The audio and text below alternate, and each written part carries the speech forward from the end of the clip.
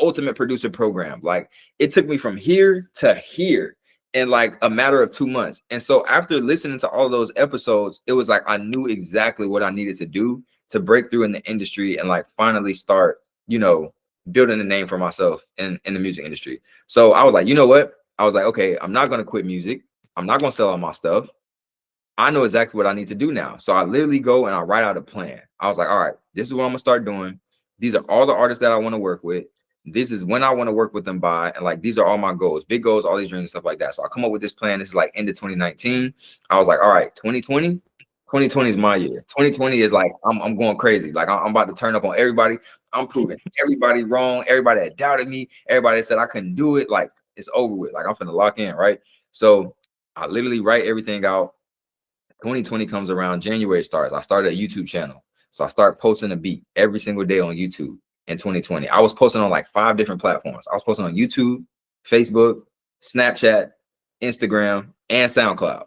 Now, I didn't know anything about marketing. I didn't know anything about any of that. I was just like, I just want my music to get out there, right? I'm just distributing my music everywhere because I just knew. I was like, I already know what to do. Like it's only a matter of time now, right? So I started a YouTube channel. I started posting beats every single day. Then I'm on Instagram. I'm looking for artists, upcoming artists that have a little buzz, a little clout, or they have the potential to blow. Like I got a really good ear for music, and I know like when somebody makes good music and it's just a matter of time before they blow up. So I'm on Instagram. I'm finding these underground artists and I'm finding their emails. I'm sending out beat packs, same beats to all the different artists. I find like 20 artists.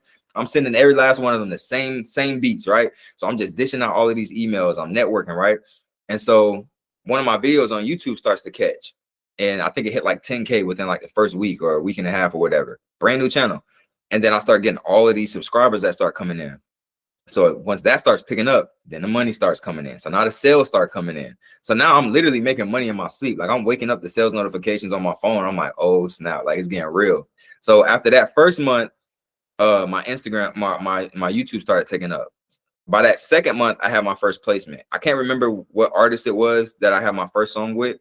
Actually, yes, I do. So the first artist that was like on his way to blowing up, he was actually being managed by Toosie's manager. So I'm in North Carolina. Toosie is a really popular artist from North Carolina. The high school that he went to, I will always go up there and like watch the football games. I knew a lot of people that went to Millbrook. So we had a lot of similar friends and stuff like that. So there was a lot of crossover. But his manager was managing this other artist that was also on the come up. He was from Rocky Mount. I remember getting a reply to an email that I sent him when I was at work. He was like, bro, he was like, did you send me these beats? And I was like, yeah. He was like, bro, you hard. He's like, bro, I got a studio session in Raleigh tonight. Like, pull up. I'm like, bro, that's my stomping grounds. I live in Raleigh. So I made this connection with this dude, and like we locked in, like such the most genuine person I ever met. Like just like he'll give you the shirt off of his back. Now he don't look like that when you looking at him. Like he looked like, you know, this dude, like, you know, he bought it. You know what I'm saying? But he's like so genuine, bro. And like we just locked in, like we connected super, super hard. So I'm literally at work, like, bro, I'm about to be out of here soon. Like this dude Toosie was blowing up everywhere. The type of beats that I was making on my YouTube channel were Toosie type beats. Cause I was like, okay, he's on the come up. He's in the city that I'm in, and he's starting to blow up. So it's like, I'm gonna start making his type beats on YouTube because there was only one other person at the time that was doing it. So I was like, if I hop on this trend now, then I can take over this whole niche and then I can blow up as he blows up. And that was my way of getting in the door with Toosie. Come to find out, the dude that I sent beats to was on his same management label, and I didn't even know. So now I'm already in the door. I'm already in the door with Toosie. Like I'm working with this other artist who was fire, by the way. We start locking in at the studio. We're dropping hits, right? So that was like the first guy, like in that second month. By the third month, like that second month was crazy for me because that's when all the money and that's when all the placements started coming in. Because now I'm like getting songs with like all of these like bigger artists and stuff. By the third month, my YouTube channel was monetized. I got fired from that job. It was so funny because it was like I had already quit that job in my mind like months before, but I ended up getting fired from the job. And I was like, bro, honestly, like this job is holding me back because like I got all this stuff going on. I'm already making money with my music. I really don't need this job. So I wasn't sweating it at all. I was like, all right, cool. Y'all did me a favor. So I leave this job and then I just turn up with the music even more. I start making the most money I ever made. I'm literally living off of my music now. Like living off of my music. I'm traveling, like just living large, right? So I'm living my dream out, and the whole time in the back of my mind, I'm like, yeah, like I knew I was gonna make this happen. Like everybody that doubted me, my parents, they said I wasn't gonna make this work. Like now what? You know what I'm saying? So like just real cocky, real arrogant, and that's really where my heart posture was though. So anyways, by the end of that like 3rd or 4th month, all of the goals that I wrote at the end of 2019, I had completed them, except for one artist. There was only one artist that I didn't get to work with, which was Lil Durk. But I actually ended up getting a song with an artist that he had just signed to his label. So I was already in communication with them as well. Now here's where like the pivot came. So the fact that I was like kind of pursuing my career and pursuing this out of like my own ambitions, and I wasn't doing it to please God. I wasn't doing it to serve people. I wasn't doing it to glorify him, right? I'm working with all of these secular artists that are putting out all of this secular music that is just glorifying the violence and drugs and guns and women and all that stuff, right? So don't get me wrong. I was making money. I was growing. My name was getting up there, but it's like, what are you putting out? Like, what is this stuff that's attached to your name? You know what I'm saying? Like, it had nothing to do with bringing glory and honor to God. So my personal convictions and my personal morals started getting, I wouldn't say conflicted, but I kind of started ignoring them, right? So now I'm picking up old habits. Like now I'm smoking again. Now I'm drinking again. Now I'm hanging around certain people that, you know, I cut off before. Now I'm, you know, just doing all of these things that I stopped doing. And it's because I'm constantly in this environment around that type of energy and around those type of spiritual things that come with the music industry, right? And so it starts playing a toll on me. Like literally, I start turning into a different person. And so do you believe that if you had went on in the music industry, you would have met someone that would have brought you to another level, but that level would have been so wicked and demonic? Do you feel like that's a case?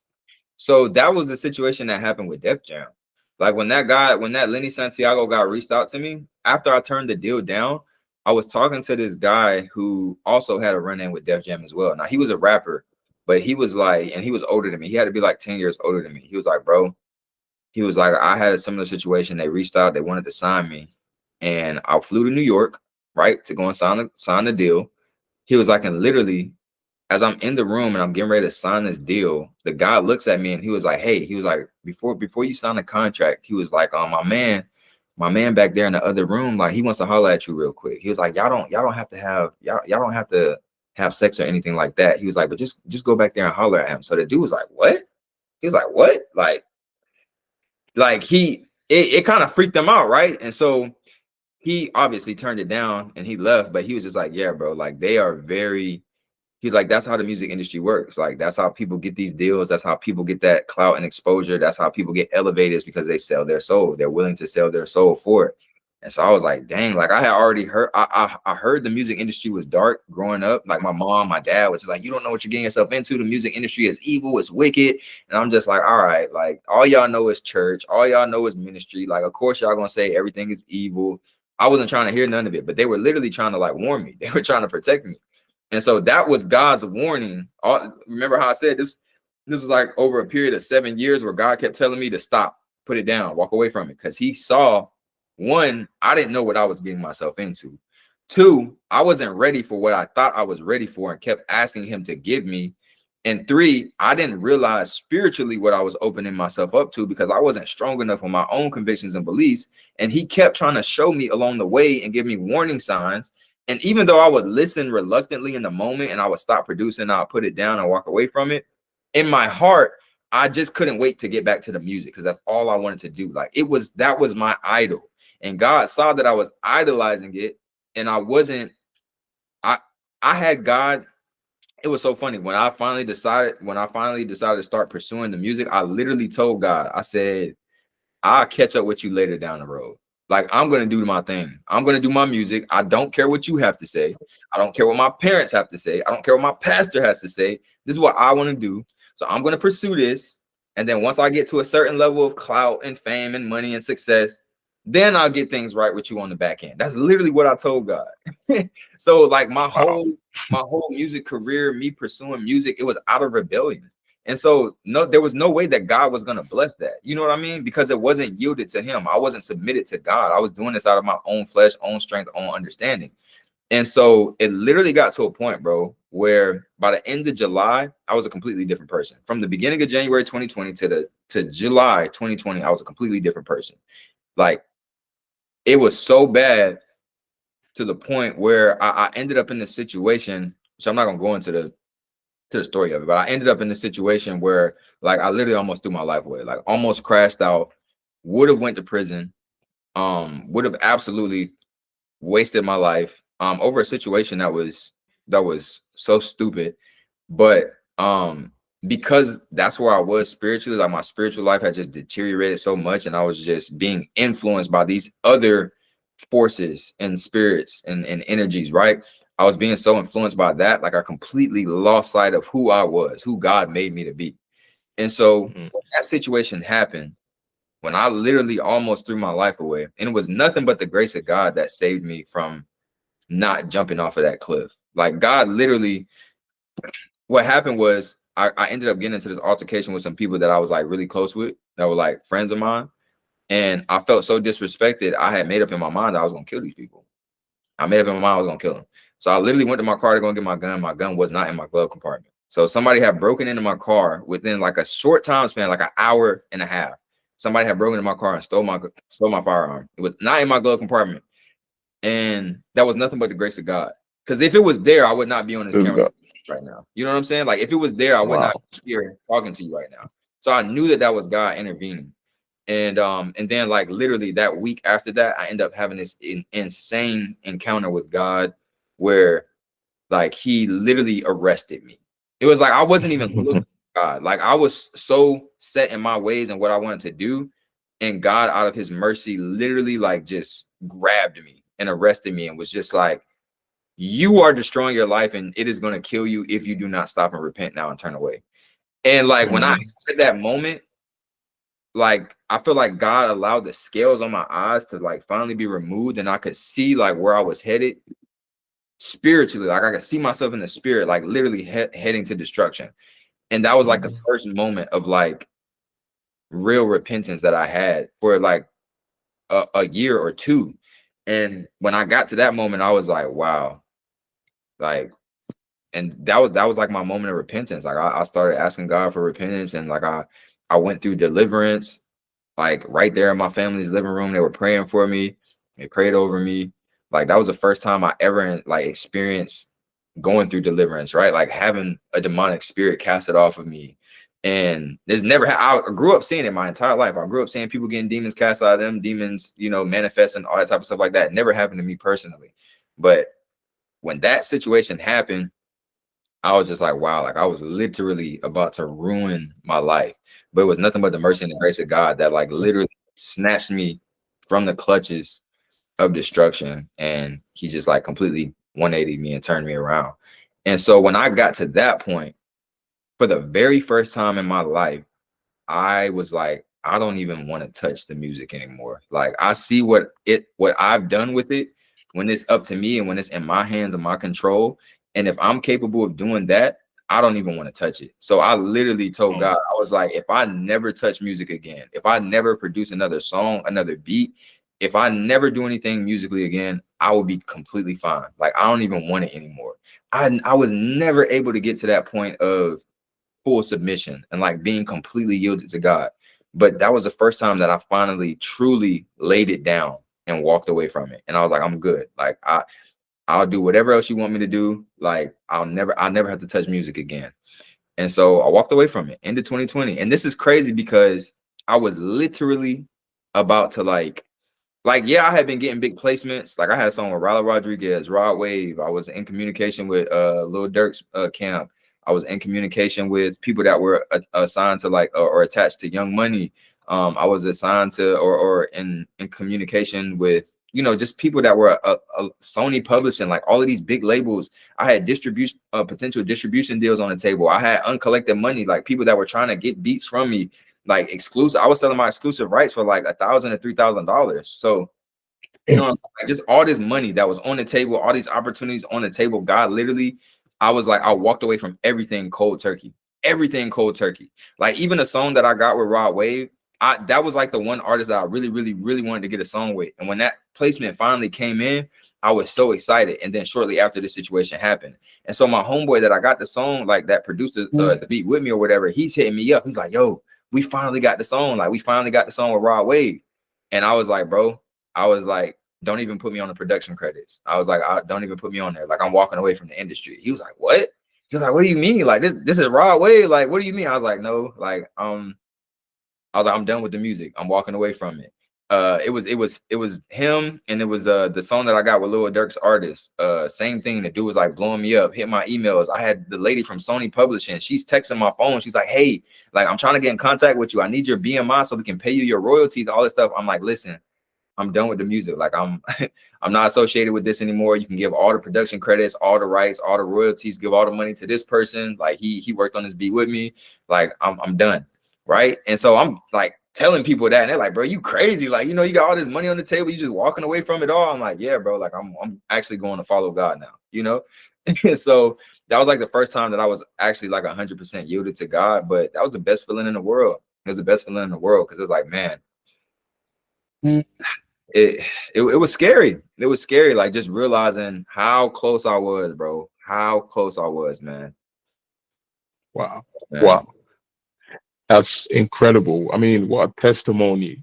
You know, a lot of people wouldn't even notice if they came onto your page. But it's crazy because, you know, a lot of people don't seem to talk about the dangers of the music industry, how demonic it can be, how evil and twisted it is. You know, people just see it online and think, no, that's not real, but it's a real evil industry. Yeah. But it's crazy. It's crazy that before you actually got to that level where that door could be opened, where you could be making the big money, God removed you away from it because He saw the darkness that you were about to enter. Yeah. So it's amazing how He moves. It's amazing how He works in our lives. He truly loves us. Right. You know? Exactly. And what I find crazy is that you were making money and now you've been removed from this. So you're probably thinking, like, how am I gonna make money? How am I gonna make money? And I always remember that verse in the Bible that talks about like I feed the birds, Yes. you know, I feed the animals, and you're a human and you're wondering where the food is gonna come from, the money's gonna come from. Yeah. You know, are you not more greater than them? Right. So how were you feeling in that moment? Like, were you thinking like, man, I was making money from music. Like, where am I gonna make the money from now?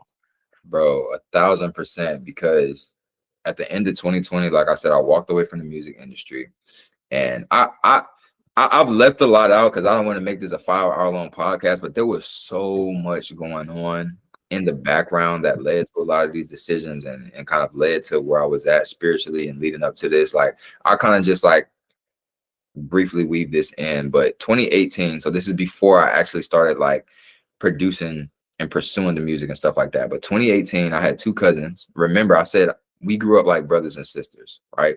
So in 2018, I had 2 cousins that passed away a week and a half apart. And that really hit me hard. Like I went into a very intense depression because I never lost family members that were that close to me like that before. I mean, I had an uncle that passed away in 2016. And that obviously sucked because it just like happened out of nowhere. But like when my cousins passed away, it literally felt like I lost 2 brothers. And it was just real traumatic to the family because it just kind of happened out of nowhere. And the way that they died was like, you know, it was bad, right? So I remember when that happened, I literally was depressed for 6 months straight, depressed. I was living with roommates at the time, and I was still working that job that I told you I hated. And I literally went and got another full-time job just to keep myself busy so that I didn't have to like think about what was going on. So I was literally working from my first job. I think I got there at like 7 in the morning. So I would get up at like 6 in the morning. I would get to that job at 7. I would get off of that job at like 4.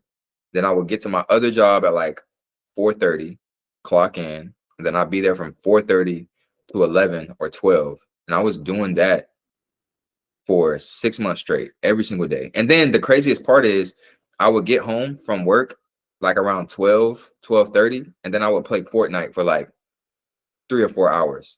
every single, so I was living off of 2 hours of sleep for 6 months straight because I was so depressed.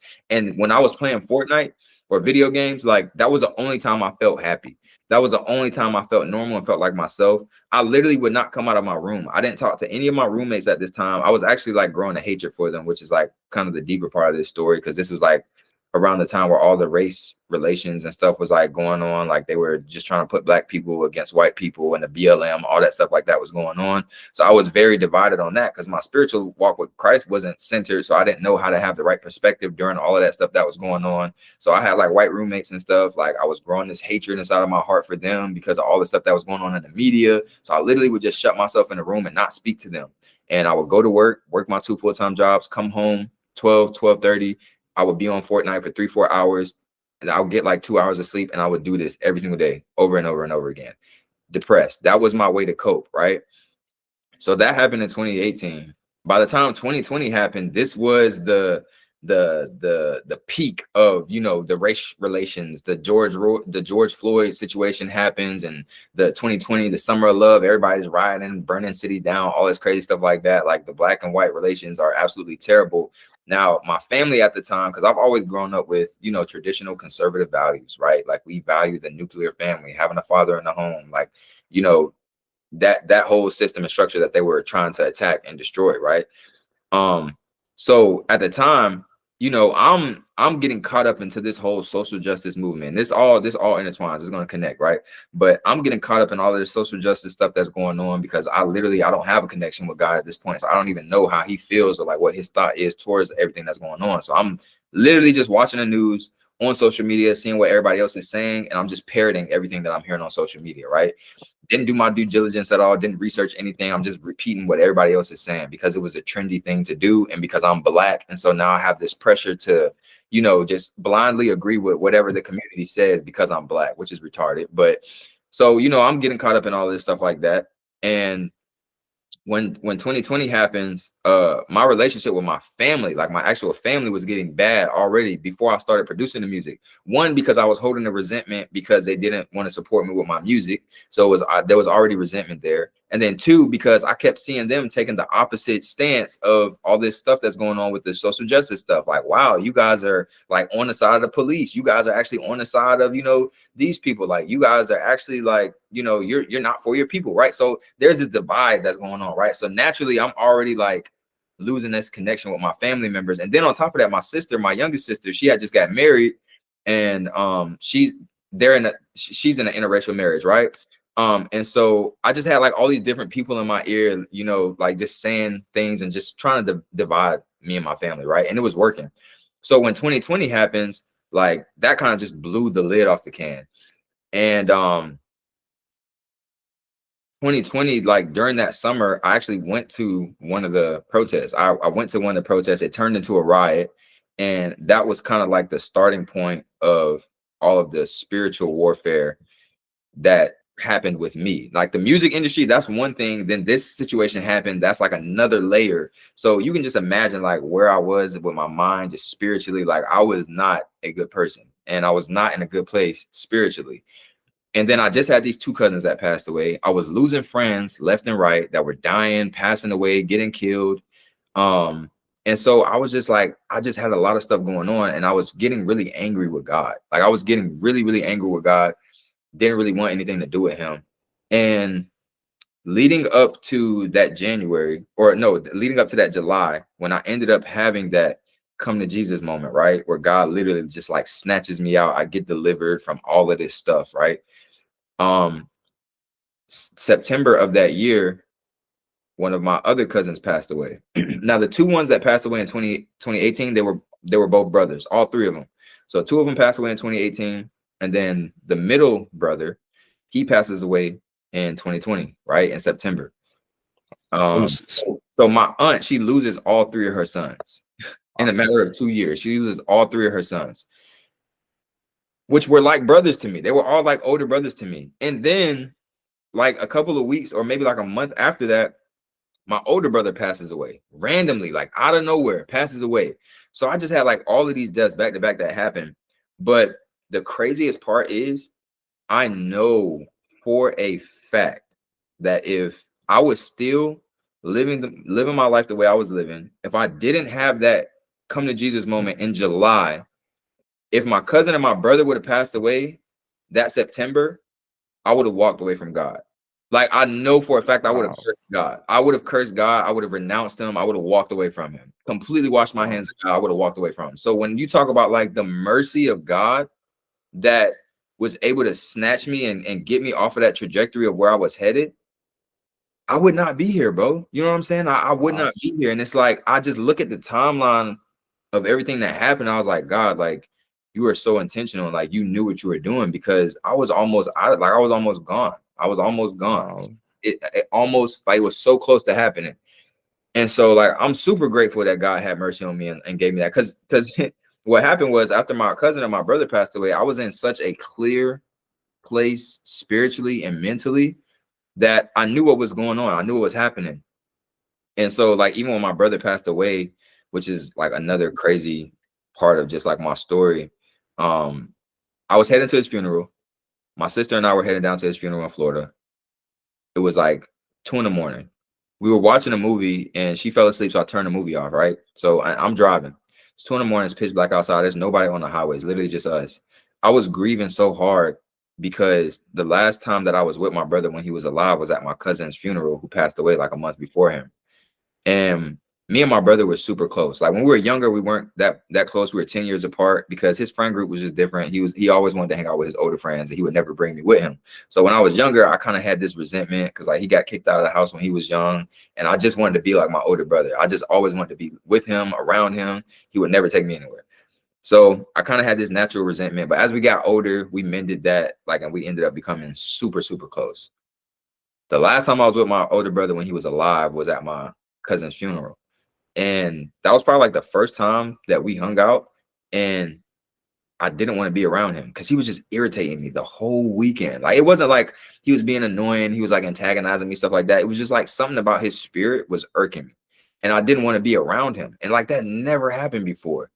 And so I was just kind of like brushing him off, and like, I was ready for the weekend to be over. I was like, bro, like, I don't know why. Like, I just don't want to be around you right now.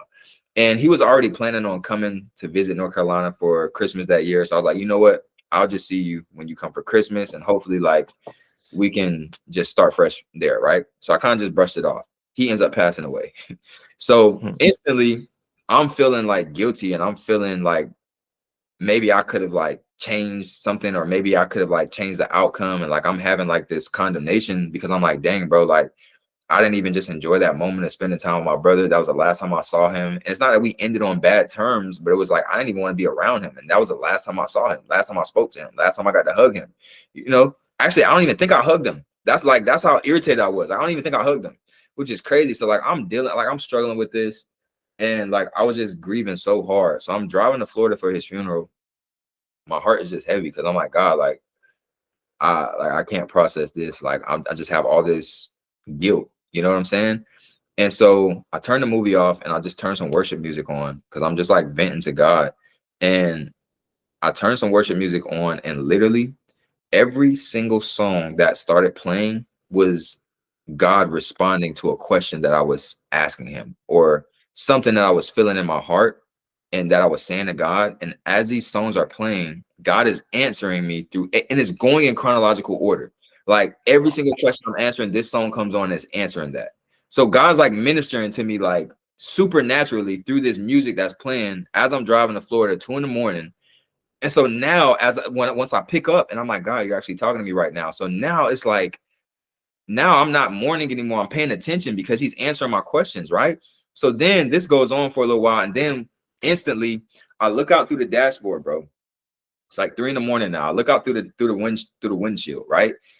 Heaven like literally rips open. Like, heaven rips open. Now I'm having an open heaven visitation, and I'm literally looking into heaven, bro.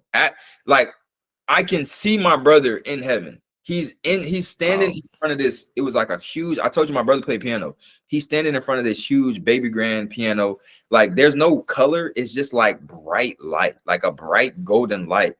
And like and so I see his silhouette. He's sitting down at the piano. His back is facing me. He's playing this baby grand piano up in heaven. And then I see my cousins and my uncle all standing around this piano. They're all up there together, right? And then my brother, he also he had two twins that were stillborn. So, you know, they were also in heaven as well. They're standing on either side of him. He's sitting down at this piano, he's playing. And then the scene switches, and then my brother's in like this different section of heaven, and he's playing this different instrument, and they're worshiping, and he's singing, he's praising God. And then the scene changes, and he switches to another place in heaven, and he's doing a different thing. He's playing drums now. Then there was like this little split scene that I saw where he was like off to the side, like cracking jokes with Jesus, and like they were up there laughing. I'm like, bro, that's exactly what my brother would be doing. Like, he was a bigger than life type of person, greatest, biggest personality, like make anybody laugh, make friends with anybody. I was like, that's exactly what he would be doing if he was in heaven right now. So literally this goes on, bro, for hours. So by the time I finally come out of this open heaven visitation, I don't even have any reason to grieve anymore. I'm like, God, you just answered every concern and every question I had in my heart. Like, I know that he is in your presence. There's no reason for me to be sad now. I'm literally watching him, you know, like a little child, just running around and enjoying your presence and worshiping you. Like, he wouldn't want to come back to this earth for nothing. You know what I'm saying? So now joy. I'm like, he's in good hands. Like, I don't have nothing to be worried about. Like, it wasn't up to me. He was always in your hands. You know what I'm saying? And so now it went from mourning to joy. So by the time I stopped having this open heaven visitation, I look at the clock. It's 5 a.m. Wow. I don't even remember being in the passenger seat and driving, bro. I'm driving, but I'm in this moment in heaven for 2 hours straight. And when I come out of this visitation, I'm still in the driver's seat and I'm driving, and like now the sun is kind of like starting to come up a little bit. I'm like, wow, what just happened, bro? Like, what in the world just happened? But like, bro, literally, when I tell you, ever since that moment, I have never been able to grieve my brother's death. Like, never. Like, yeah, I celebrate him, I remember him. Like, it sucks sometimes. I'm like, dang, I wish he was still here. But like, when I think about him, it's not sad. Like, it's like, bro, I know where he's at. I know exactly what he's doing up there. Like, he's good. He ain't worried about coming back down here. You know what I'm saying? And it's like, only God could do that. You know what I'm saying? But I was kind of saying all of that to say, if I never had that moment in July where God came and stepped in and like literally arrested me and was like, this is where you're going if you don't turn around, right? If I didn't have that moment, when my brother passed away, that would have been the last straw on the camel's back for me. I would have been completely done with God, would have walked away from him, would have renounced him completely, and I wouldn't be here today. I don't know what my life would look like. I don't even know if I would be alive. I don't even know if I would be alive, to tell you the truth. And so it was just like God knew what he was doing the whole time. Like, he was cooking, bro. Wow. Yeah. What a testimony. Incredible. Yeah. God is amazing, man. He is, man. You know, real quick though, because I just realized I didn't even answer your question. I was just no, that's all good. But nah, you made a valid point though. After I walked away from the music industry though, I was like, because I ended up getting engaged in 2020. My wife and I had a very COVID style wedding in 2021. Like, we had a venue. They basically told us 2 weeks before the wedding that they couldn't lift the COVID restrictions, so they had to shrink our party size down to like 15 people. I'm like, bro, my immediate family is almost big enough to, you know, fill that. So it wasn't gonna work. We ended up having a wedding in my parents' living room. And we ended up like doing Zoom and like Facebook Live for everybody else so they could see it. But it was super intimate, like literally just immediate family. So after I got married, music is not on the table anymore. I'm like, bro, I have to make money. Like, I got to support a family now. Like, I got to go find a job. So I literally go out, get a job at FedEx. I was like, all right, cool. This will kind of keep us stable. This will kind of keep us, you know, this will be consistent. I'll know what to expect. I'll get a check every 2 weeks, right? And I know what to expect from the job. So this will keep us stable. I just needed stability at that moment because I didn't have any, right? No job. And so I was like, you know what? I'm just going to stay here for a year, though. I was like, I'm only going to be here for a year because I know God's going to have something else for me. It might not be music, but I know he has something else for me. So that year ends up turning into 2 years, 3 years really quick because I got super comfortable at that job because it was just like, oh, like I get my check every week, good money, bills are paid, wife is happy. You know, we can take a little vacation here and there. We don't have no kids yet. So like, you know, we chilling. But then I feel like that's when God really started snapping me out of it. And he was just like, hey, like, you're not supposed to stay here. And so that's when I kind of started getting back into like the entrepreneurial mind, business mind. Because like, even with music, I didn't look at music as a business. I just looked at music as my passion. That's just what I love to do. Like, the money was just a byproduct to me. Like, but I wasn't business savvy. I wasn't business oriented. I was just doing something I love to do. But after that door closed, I was like, I got to figure out like some type of skill or something I can do to make money to replace this income. Cause like this 9-to-5 job is not it. I think the longest up until that point, the longest job I had ever held was like 11 months, not even a year. I used to like, I would go to a job and I would quit like every 6 months. I had like this 6-month syndrome. I would go to a job, I would get extremely burnt out, and I would quit after 6 months. So like I've probably had over 20 jobs in my lifetime, just not being satisfied, not being happy. Like, bro, this isn't it. Like I literally can't do this, right? And so music, that was like my first taste of real freedom. You know what I'm saying? And so then it was like, well, I screwed that up. And so that door got closed, and then I had to go right back to a 9-to-5. So I'm at FedEx for a couple of years. I'm like, all right, bro, I got to find something. So I'm literally looking for everything, like trying all these different side hustles, trying to make money online. And everything kind of kept coming back to content. So I had my YouTube channel that I was making my beats on. And I tried, because I had like 5,000, almost 6,000 subscribers at that time or whatever. And I was like, you know what? I don't want to just waste this channel. Let me just repurpose the content and like make something else. So I tried to switch the content up on there. That wasn't aligned with my purpose. It was something that I was passionate about because it's like a hobby for me. But I was like, I'm not really like, I don't want to do this the rest of my life. So I stopped, like completely ghosted the channel, left it alone. I was like, but I like the content though. Like, that's fun. I like doing it. I grew up watching YouTubers and vloggers and stuff like that. So like, I like the content. That's cool. So I was like, well, maybe I can make content on something else. So like maybe a year later, I started another channel. And I was doing like clothing hauls, sneaker related content, like showing people how to buy like sneakers and stuff like that. I was literally getting sent like 6 to 7 pair of like rep sneakers like every single week. I had all these different sellers from China that was sending me all of this stuff. And I was doing all of these like, you know, promo videos for them and stuff like that. By the time me and my wife moved into our house, I probably had close to 300 pair of shoes. And I was like, bro, this is ridiculous. Like, I don't even wear that many shoes in a week. Like, so I just started giving them away. But like that channel was cool because it was like something that I was passionate about as far as like clothing and fashion, which is where I got my name Trends from. So that came from that YouTube channel because like I was always